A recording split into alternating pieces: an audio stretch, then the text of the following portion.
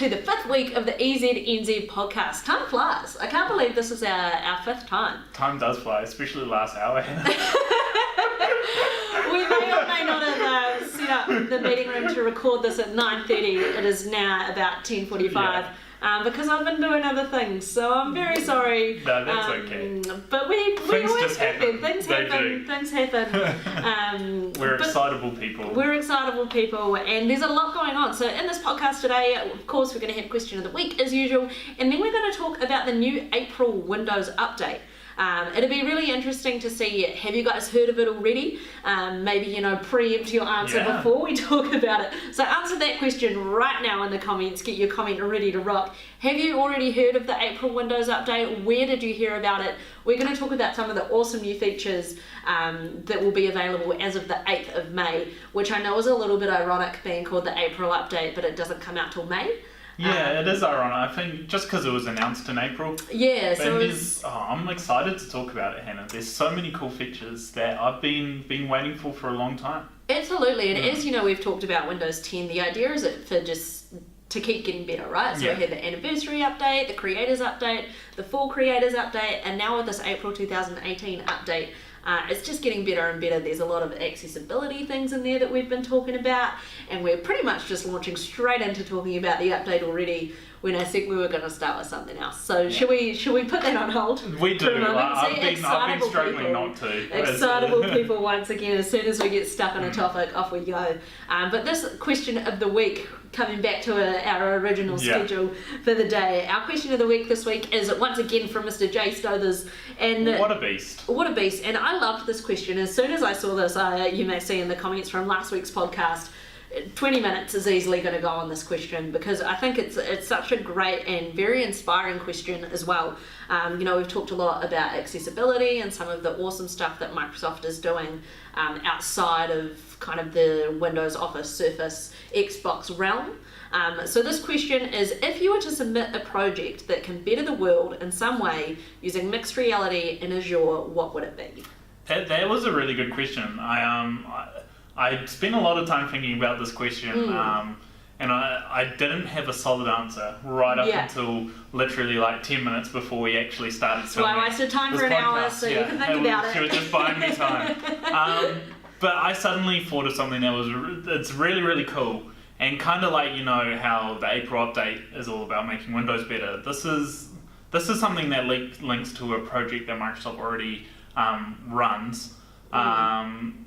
That could make that project better as well. So I don't know if you guys have ever heard the story that Microsoft has partnered with some tech startups in Africa, particularly Kenya, where there's a lot of remote villages, remote areas who don't get internet, and there's still like billions of people who don't get internet in this world, believe it or not. So Microsoft is trying to make that more accessible for people, and the way they do that is by using TV waves to carry a Wi-Fi signal to these remote areas, which is in its own awesome. So there's these random internet cafes that are affordable and easy for people to access. But the other thing, when you live in a remote area, it's not like everywhere in the world has teachers, right? It's true. So not everywhere in the world has teachers, but if these remote areas are getting access to the internet, then there's a really cool possibility in my head with Windows Mixed Reality. And what that is would be having some Windows Mixed Reality units in these internet cafes where kids could actually go in, sit in a virtual classroom with a teacher on the other end, and these kids from all these remote areas that all of a sudden have access to a teacher where they can get in a classroom environment and really start to learn something and gain an education and better themselves. Because the internet, at the end of the day, it's all about learning. It's this wealth of knowledge. Totally, and I think that's pretty amazing because obviously, when people talk about the cycle of poverty and stuff, if you're not given the opportunity, you kind of just get stuck in the circle and the cycle, and things aren't going to get better if they're not given the opportunity to better themselves. So I think that's fantastic. Education is such a basic fundamental human right, I think, and we're not talking about like remote rural New Zealand where a poor kid's got to get a bus to school for an hour or something. This is like roads leading to the area. middle of the Middle of Sahara nowhere. Desert, that type of thing. Yeah. But seriously, that to me is cool, and I think it's something that's achievable. You know, like I didn't want to come up with a grand idea that wasn't going to be super easy to achieve. So I think that's something that, you know, could partner with an existing project to make that project better and to better a lot of people's lives who are out there. So it doesn't really cover Azure so much. I actually think Azure is such a powerful tool on its own that I'd almost have to answer that on a question on its own. So I might save that one for another week. But I mean, I guess still, while it's not direct, it is still using all that cloud-based artificial intelligence in order to create the software and to have like different learning tools and all of those kinds of things. So I think, the power of the cloud is huge, especially to those remote areas, giving them more access. Great answer, Rich. Great answer. And mine is alarmingly similar. Oh, really? That's I haven't heard Hannah's answer at all yet. Yeah, so I've been keeping it a secret. So I think anyone who follows me on Instagram, or just anybody who knows me in general, my two favourite things... Concerts. Exactly. Yeah. Concerts and travelling. And I think that, talking about education stuff, I think... I got awesome opportunities to travel through work. I hadn't gone anywhere other than Australia until I was 21. And I think the more I've started travelling, the more I've realised how ignorant I am and how little I knew about other people's cultures. So I think something awesome to use in mixed reality would be quite similar to something like Holo Tour, where it gives you like a historical tour through different places. But I think just moulding what I'm passionate about into, travel and music, I think you can learn a lot about its place and its history and its culture through its music. And that would be something that I know I'd be interested in. I don't know about anyone else. But, something similar to Holo Tour, where it leads you around, it tells you a little bit of history about that place. But through culture and through music, so much music, whether, you can tell where it comes from, where it originates, Fletch and I are actually going to China next week. Yeah, I was going to bring it up regardless, because this goes to the... Yeah, so next week's podcast is going to be another podcast on tour, which is very exciting. But, in little old New Zealand, we're such a new country that we can't even really, I can't really fathom the history and the culture and how far that goes back. So I think... I'm totally more or less stealing an idea and just making it slightly different, but I think that is through music, through stories.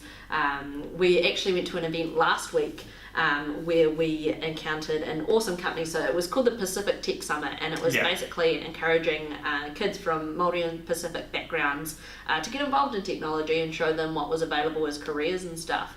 And I heard the most fantastic use of mixed reality and augmented reality, and what they were doing was they were recording stories of their ancestors.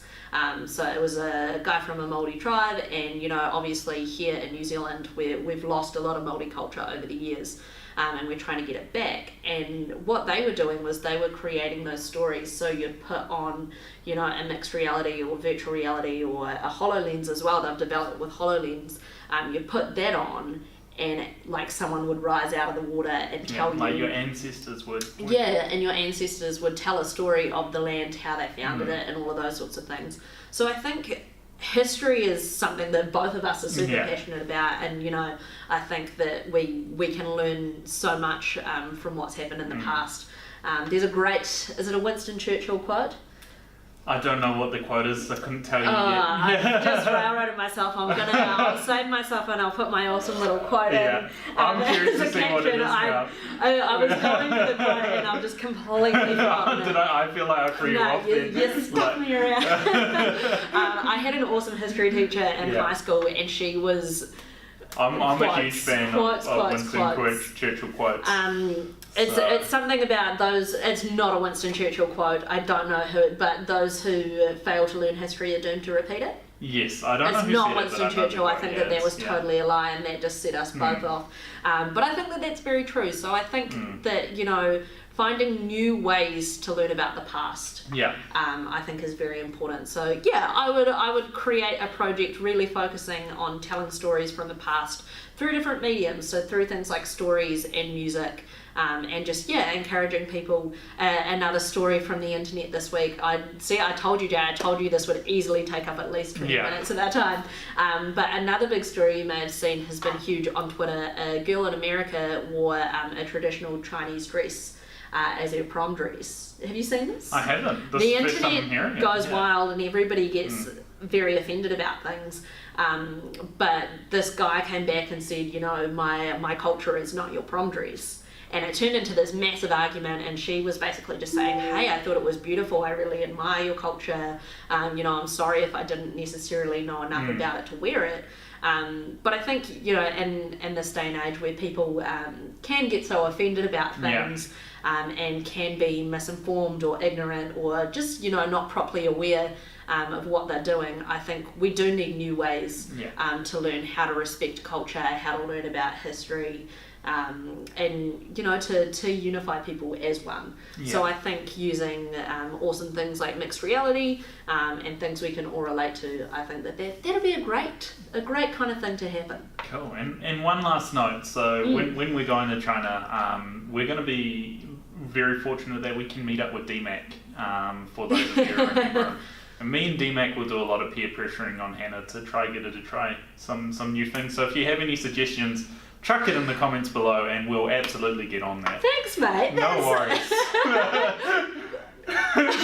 She didn't know that was coming. But any suggestions, let us know. So we will be in Shanghai next week. So anything, obviously we are going over for a conference, we're getting some training, but any requests of what we can hopefully do in our free time, or anything you guys want to see, we will be with the global Microsoft community as well, which is very exciting. So some other people you may recognise from Expert Zone, Manny will be there, he writes a lot of stories. Gareth, the unboxing guy from the UK, that's all I know will be there so as well. Be exciting. All of the Aussie team, so we're hopefully going to be wrangling some people and to help us out with next week's podcast too. And remember, #help us help Hannah. I don't want to be ignorant. I've got to learn some things. I really set myself up. Oh dear. Sweet. Oh dear. It's going to be great, guys. All right, on to the next segment. Let's talk about this update.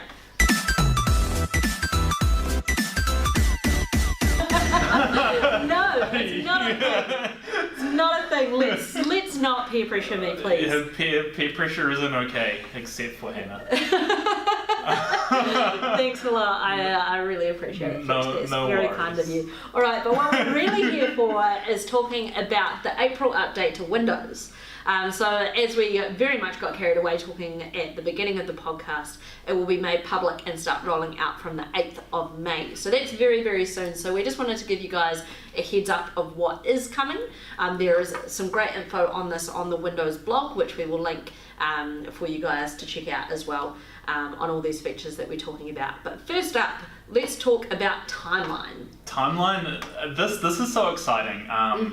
Timeline is something that has kind of been in the works for a while, right? And I remember reading this a while ago. Sometimes it was announced at Build at, I would say, probably about this time last year. The idea was made public that this was going to be happening. So 8th of May, finally actually happening. We're very excited. It blew my mind, and it's now been refined. It's ready to come out. But what Timeline is it's an awesome feature built into Windows 10, because Windows 10 is always getting better, where you just click a button similar to opening up your desktops. So it's down where the virtual desktop button is on your Windows 10 desktop. So there's like your Windows button here. I know it's not on the screen behind me, but just for reference, your start menu here, and then it's the next one along, so the 3 squares. It will be changing ever so slightly to reflect the Timeline aspect, but that is where it will be. So when your update is done, I think this will be the first feature you should definitely check out. Absolutely. Because it'll like, Timeline's pretty self-explanatory as a word, right? It shows you what you've been doing. Because I was literally just thinking, like, we've talked about it, but we haven't actually explained what on earth it is. But you're right, it is pretty self-explanatory, but in the most awesome way. It is. So recently I've become very guilty of saving everything to my desktop. Because I'm busy, I forget where I save things. At the moment, like, everything is relevant, and then when it's not relevant, I will file it away. Do a big clear. Do you know how annoying that is? I tell myself that I'll do a big clear out, but I never do, so I just have desktops of things. And I never thought I'd become that person, but now I've become that person. It's very, very easy. I've been pretty good since I got my Surface Book 2. Yeah. But I think the timeline feature is just it's gonna save me that stress. I can save it in a folder, but I can have really easy access, essentially from the desktop, to that document. So what Timeline does, if you can see on the screen behind us, is it brings up by date or earlier today. You can search right back what you've been doing. So it will search for files, it will search within apps, it will search within Office. So, you know, if there was a web page that you'd opened and you were interested in and you needed to revisit it, or I needed to share it with Fletch because Fletch hadn't yet read this update on the Windows blog. You know, we could really easily go back and find that information. I could go back and find that file. There is a search function as well. So if I can't find what I'm specifically looking for just by scrolling through, or if it was ages ago, or if I'm just incredibly forgetful. We all know how much we love that search feature within Windows anyway, but you can just search for keywords and it will take you to that place with the date, with the document, with the web page, with whatever. Yeah. And this isn't, you know, just, you know, Microsoft Edge yet. Like Hannah said, it's Office documents. And one of the coolest things to me is, because Office, you know, Office 365, you can use on all your devices. The timeline will show it on all your devices, or what you've been doing on all your devices. So if I've been using my Android phone and looking at a PowerPoint or trying to edit some notes quickly while I'm visiting you guys in store, it'll show up in this timeline and I can access it super easily on my PC. So mind-blowing. And on that as well, Microsoft Edge is now available on iOS and Android as well. So it will include that. We are obviously I'm so excited to have this as a part of my life. It's like, it is the only browser I use on my phone. I'm just going to shout it out there. It is genuinely an awesome browser. It's so easy to switch between tabs.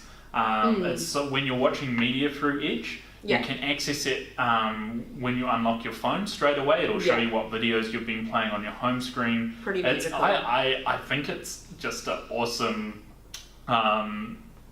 browser for those Android, iOS devices. Like, honestly, highly recommend trying it out because I think you guys will and across all platforms now. All platforms, which is awesome. Do you use the Continue on PC? I do. I was going to bring this up. Yeah, I was just like, we're starting. Do any of you guys use the Continue on PC app?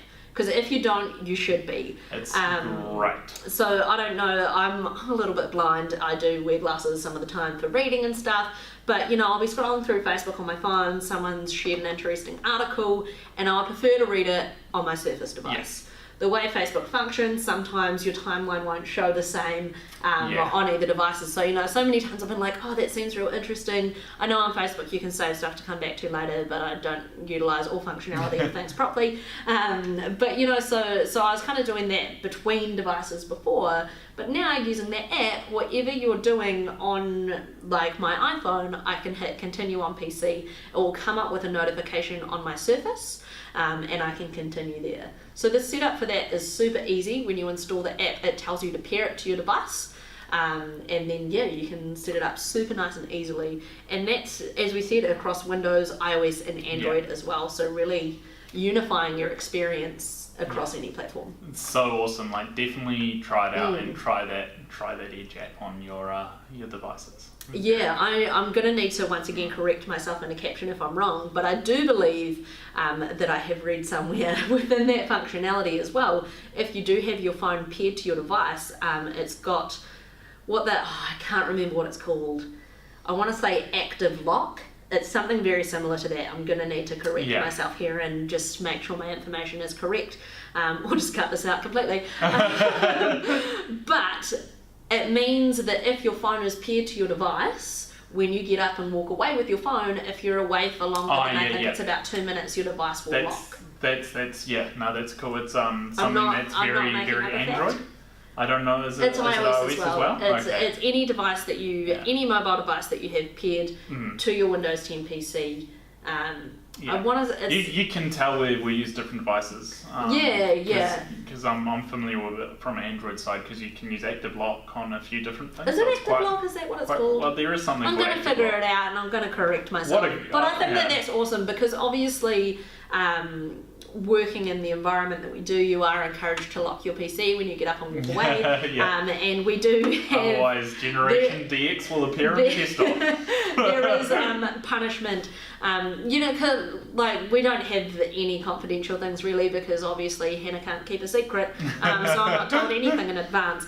But just corporate nature, they do recommend we lock our devices and don't leave them open. But our punishment is always changing the desktop to something. So I've had all kinds of things. I've had Donald Trump. I've had... Donald Trump was great. My favourite one has been from you, Josh Hargraves, is Post Malone drinking some milk. All kinds of things. So a feature like that is super, super helpful, just to once again just have those devices interacting. And I think that it's so freaking awesome from a Windows standpoint how much it's including those other platforms as well. Absolutely. Because we don't all just use one device. And I know, we've got slides to prompt us to talk about things, but as you can tell, I just railroad our conversations all the time and talk about. I get an idea as I'm saying something else. I'm like, oh, there's that too. Maybe that can be your hashtag. Help us, help Hannah. Help Hannah stay on track. But another new thing I've heard about in our preparations for Shanghai, we were recommended to download this called the Photos Companion app. So I know that you guys may look at this and think, hey, isn't this what OneDrive is for? Yes, it is. However, with the Photos Companion app, once again available on Android and iOS as well, what it will do is it will let you share a photo whether when you're on the same Wi-Fi network. So for example, I take a photo, I need it on my device straight away. I can just pair that in the Photos app. It's an option that you need to turn on in your settings. And it's a Wi-Fi direct transfer, super quick, like ridiculously fast. And it saves its own folder in your photos so within the browser saying photo shared from Phone Companion. It's cool. I've downloaded it. I haven't used it yet. I've had my head buried in reports the last few days. I can't help myself. As soon as I find out about something new, if it's available for me to use, I'm in it and I use it. First thing I did was I tried that out. So I highly recommend. You do have to change in the Photos app. You have to change your settings first to enable that feature. But I highly recommend trying that out. From any Android or iOS device. It's called Photos Companion. So another great way to talk between your devices as well. So much magic, so much greatness coming to Windows. I'm excited if you couldn't tell. What's the next great thing? What's the next one? Hashtag help us help people. We have been talking an awful lot about accessibility, and it's almost like they just planned it for our podcast. We've got major pull within the organisation to don't affect promise things the people things. So there are new read aloud and dictate features. We talked a little bit about dictate in our last podcast and how you can use it within Office, how you can talk to your device. But this has now stretched to all of Windows, which I'm super excited about. So it's not only a dictate within Word, Excel, PowerPoint, Outlook. It is now, as I said, within all of Windows. So any text-based field you can just talk to and it will type it out for you. Which is awesome. It's so awesome.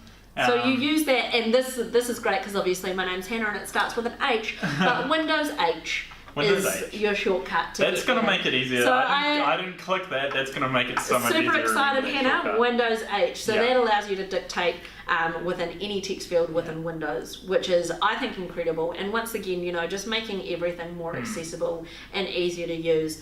And when we've talked about focusing on, I'm sorry, I'm going to steal the read aloud because I'm very passionate about this read aloud. I'm going to finish dictating. You're going to finish. I'm waiting. I'm putting it out there now so you don't steal it from me. So you don't. So you don't. Give me something. No.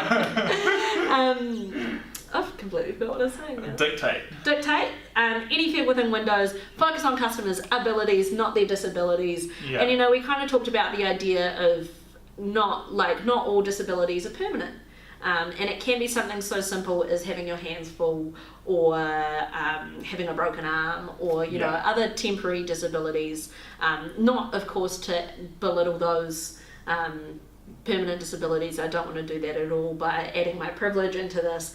But you know, just to, I think, bring relevance to these features for you guys to use them as well. So when the time does come where someone who's really, really, really going to benefit from this, you can share it with them because you've used it, you know about it. But the point that I was getting to was, Windows and excited Hannah. To get that text field open, you can use it within Office, you can use it within PowerPoint. I think I might have used the example last time. If I didn't, here it is, that I've started using Dictate within PowerPoint because, you know, we put together a lot of presentations, and generally a presentation I'll put together for me to present. So when I'm creating it, I know what I want to do and it's, you know, all set. But if I happen to share that with somebody else, sometimes they have no idea what on earth I'm talking about. So instead of typing out notes and making it really unnatural for me to do, I'm now just dictating those notes. So giving the presentation as I usually would, and then it puts it in the notes for me. So super nice and easy. Work smarter, not harder. Yeah, absolutely. But read aloud, Fletch. Read aloud. I really like read aloud because particularly I've been talking about it a lot in podcasts and just, you know, trainings we do with different people all the time. And I also talk a lot about learning tools in OneNote because I think learning tools is one of the best things you can ever download to add as a plug-in to OneNote. Yeah, I think we've alluded to it, but we haven't even quite talked about it yet. So we're coming at you. This is like almost, it's going to give you a bit of a sneak peek to what it is before we actually get there. But read aloud, I talked about it in Edge a lot for, you know, people who don't necessarily need to use narrator all the time on to navigate the computer system, but they do need a little bit of aid when it comes to reading, whether, you know, it might be dyslexia and making those words make sense to you again, or something like that. But read aloud now will highlight those words as you're reading over them. In Edge, it'll actually separate them into, you know, different syllables. Does it do? I don't think it quite does it into nouns and stuff like that yet, does it? We'll have to test that out. Probably, yeah. And let you know. So the way that it does it, it has to be a reading mode compatible page. Yeah. So this is something that came out with the dawn of Windows 10. So reading mode is that little book over up in the right hand corner. I'm just looking. Fletch has I've got so it. that one up there.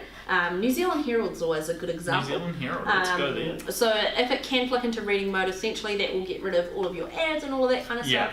But this feature also works within PDFs as well. Yes, which is super cool. Absolutely. Because we're gonna talk about a lot, but Edge has gotten a heck of a lot more updates. So read aloud is one of them, and one of the important reasons that we mention it works in things like PDF is because you can.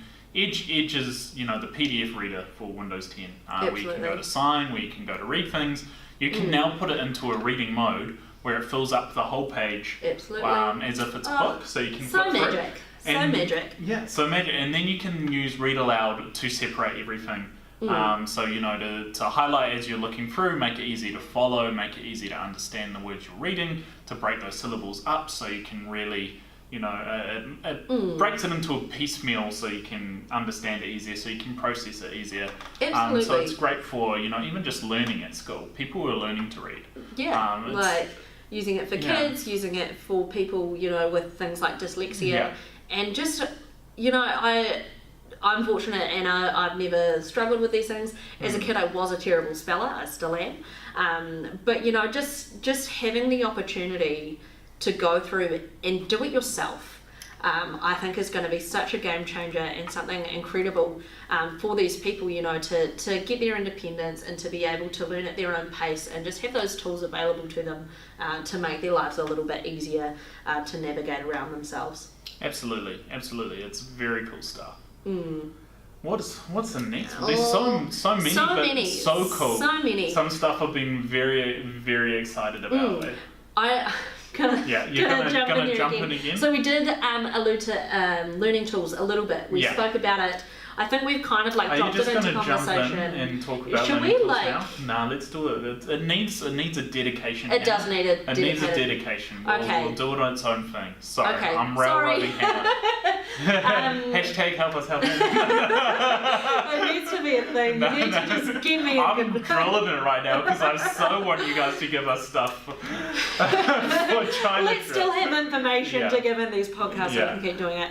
But yeah, immersive reader, read aloud, learning tools, accessible It's information. so awesome. So awesome, so important, free software, amazing, awesome. Next thing, we get Next into it, thing, we get yeah. into it. So this is another thing built into Edge within the new update as well, and it's Oh. called clutter-free printing. I like printers. Fletcher, I think, is I like probably the printers. only person I've met who has worked in Yeah. retail who loves selling printers. I loved selling printers. It was great. So if you ever need any inspo on printer selling, there's yeah, a guy. you know those big the big Brother printers. You know Yeah, those okay. big $2,000 ones.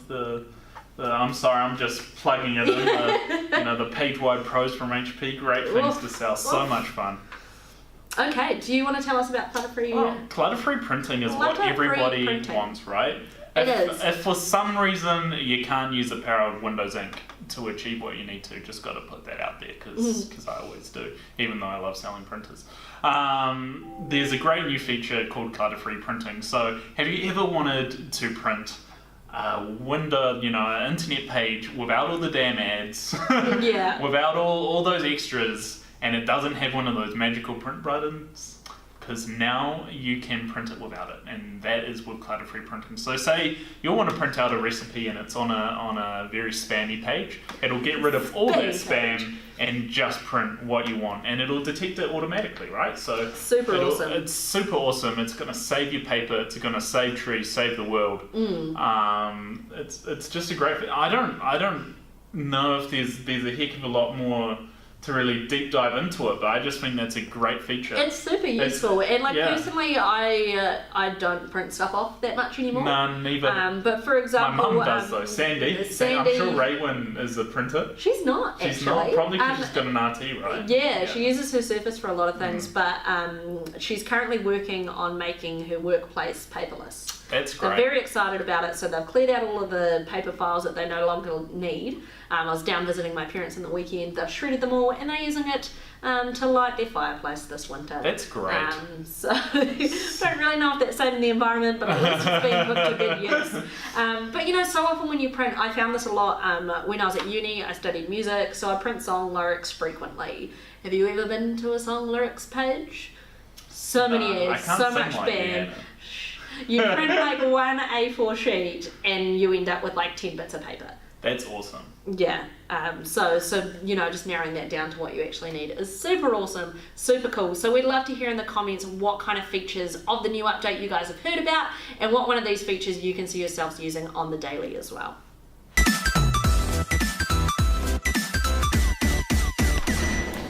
So I know that we're into hashtag help us to help Hannah, but She doesn't even let me sit down. I had to get it because we finished recording that section. I was just like, we've forgotten something important, so I just have to keep talking for a change. I forgot to do a slide on it, which is why That's okay. haven't. We realise the slides aren't the easiest, but we hope it does help. Yeah, it's there more as it's designed to be a tool to keep me on track, but it doesn't. But we haven't mentioned Focus Assist. Clearly something I need in my life. As we learnt with Timeline, I can't be the most organised person, so having these things within Windows to help Don't me... dish yourself too bad now. We started recording the podcast an hour later than planned because I just had things to do, and I'm terrible when I'm busy. I'll think of something and I'll be like, oh my gosh, I need to do that, and I'll stop what I'm doing and I'll start doing that, and then nothing ever gets done. I'm so guilty of that. Like an email, you're just nodding, you're like, yes you are. Yeah, I'm not going to put you down. Yes, you are. So it's very similar to the Do Not Disturb feature that's currently within Windows 10, but it's now Bigger and that... better. But bigger and better, yeah, Bigger and absolutely. better. So it is now that with settings that you can change. So Focus Assist is the same little moon button over there in your Action Center, and what you can do is essentially it stops notifications coming in, which is what I need in my life when I'm busy, when I've got my head down. just to, if an email about something else comes through, I'll stop what I'm doing and I'll revert to that email to answer it. So what you can do is you can set up times that you don't want notifications. Yeah. So for example, it's super awkward. I was presenting in a meeting on a Surface Hub. I've got the Instagram app on my Windows device, on my Surface in front of me, presenting in a meeting. It's so awkward. Someone slid into my DMs and it popped up on the side, and I was like, oosh, and it came up. It was nothing bad. I think someone just asking me what I was doing on Friday, I don't know, or sending me like a dog meme or something, who knows. But that came up in the middle of the meeting, and that's not ideal. No, it's not. No, it's not. Definitely not. But it happens to everyone. It happens to the best of us guys, alright? So having that, you can set times of the day when you don't want notifications. Yeah, so you're setting up a command, which is really cool. Basically, and what's even more cool about that... You're just stealing everything I want to say. Keep going. Help Hannah. What's really cool is you can actually choose if you still want any type of notification to come through. So, see, we're really in sync, which is cool. But like, say the way we got it explained to us, which I think is just a really good way to explain it, is say your boss is sending you a really important email, and you know that email's coming, you still have to see it as soon as it comes up. You can set it so that important emails from this person will still come through, which is awesome. I don't think you'd ever set it for Facebook and Instagram because that defeats the purpose, but Absolutely you can technically do that to set those as separate as well. Yeah, so you can set people as separate and you can set apps as separate as well. So that is definitely something like 9 to 5, Instagram, you cut off. Nah. And then at the end of that time, it'll send you through a summary of what notifications have come through. So which is really cool, right? So like notifications are there so you know about it. Yeah. You don't want to not know about it. They don't want to stop you, ever knowing that it happened. So it'll send you a summary. Yeah. And then you can go through it at the end when you're allowed to. when you're allowed to. Set those limitations on yourself. So super, super cool. So much within this new version of Windows. As we said, the April update is coming out on May 8th. Super excited. We'd love to hear from you guys what you've already heard about it, what we've told you today, and how you can use that in your day-to-day as well. Absolutely. Should I just walk off screen to make it end as it began? I'm sorry. I just got so excited. Like, as soon as you got up to stuff, I was just like, oh, but wait, there's more. Okay. Cool. More exciting things coming. Yes, indeed. Something very exciting coming.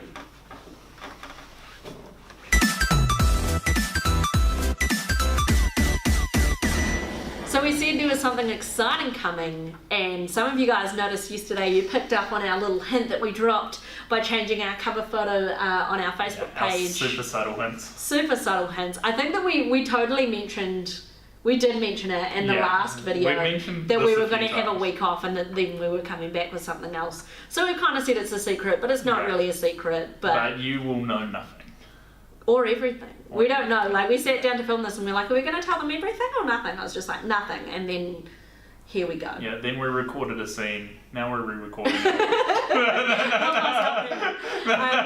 So basically, podcast day is Wednesday, as you guys have come to know and love, and competition day is Thursday, which is probably what you love even more than listening to us talk for 45 minutes.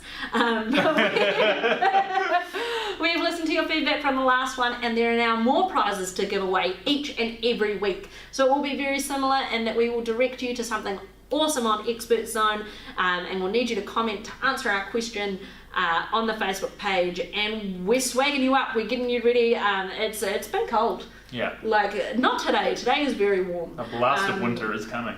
But winter blast. I know, I was trying to mix it up. Am I not meant to mix it up? No, it's the A winter blast is coming. A winter blast is coming. Thank you, Fletch. A winter blast is coming. So we do aim for midday every Thursday. Sorry, it's my turn to railroad. Help us help Fletcher now. But yeah, so watch the Facebook page tomorrow. If you have made it this far in the podcast, I think that you're going to be very well equipped and ready to rock when the competition does go live tomorrow. So we're very, very excited to be offering you guys some more awesome stuff to help you prepare for the cold this winter.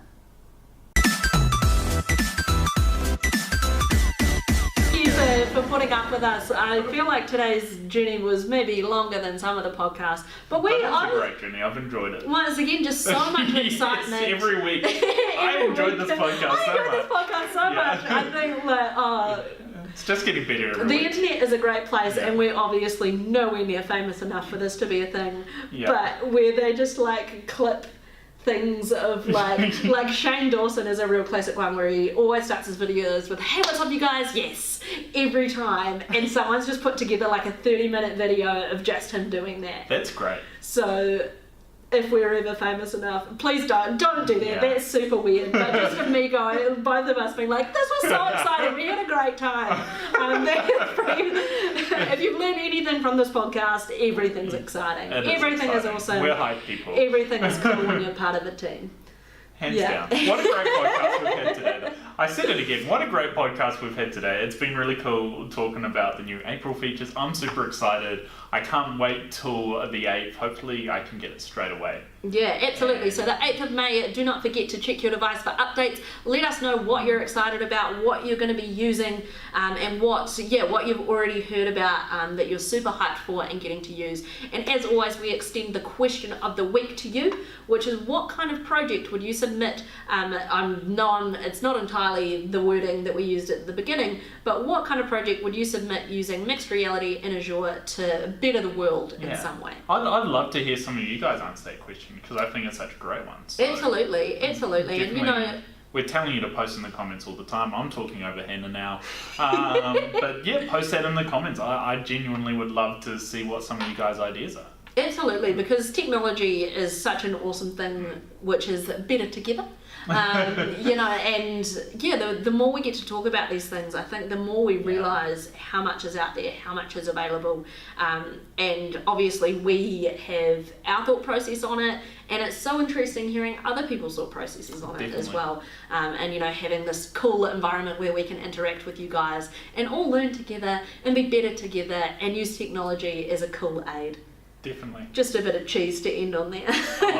Gotta cheese it up.